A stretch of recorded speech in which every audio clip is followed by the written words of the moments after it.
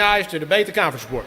Thank you, members. This bill is the Free the Smiles bill. We considered a version of this bill almost a year ago. Representative Willis ran this bill.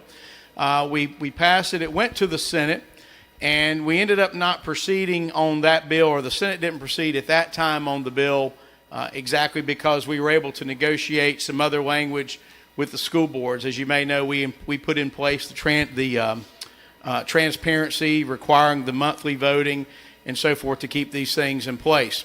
Well, here we are a year later, and a lot of the school children around this state are still wearing masks in class.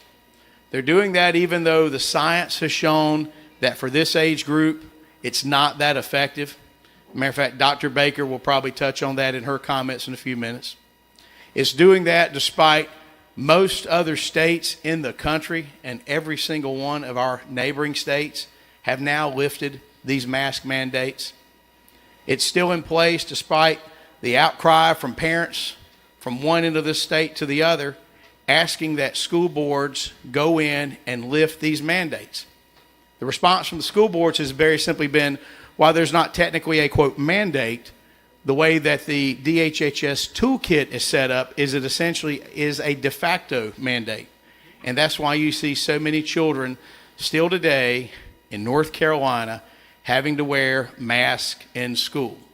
The most poignant comment that was made in the Education Committee, and I apologize, I'm trying to remember which member said it. I think it was Representative Miller, who pointed out you've got a 9-year-old niece, I believe, 9-year-old granddaughter, who doesn't even know what a lot of her classmates look like. Think about that, because the whole time they're together, they're having to wear masks. And you can, and think about that. You know, we're lucky in our chamber that we've got Dr. Kristen Baker, who's a psychiatrist, and I said there, who makes her uniquely qualified to be a member of the State House. All right, let's just get that out there. But as a psychiatrist who actually primarily focuses, I believe, on children and adolescents and their mental health on a daily basis. You know, who will probably speak to this and who's look at this.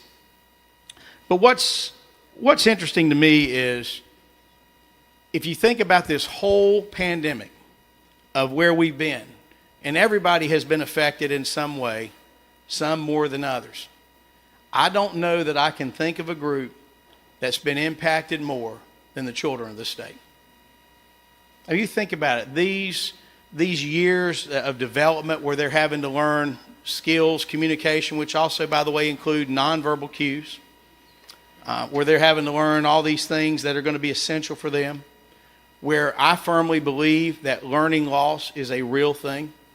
The time that these children spent out of the classroom was not as good as the instruction they receive in class.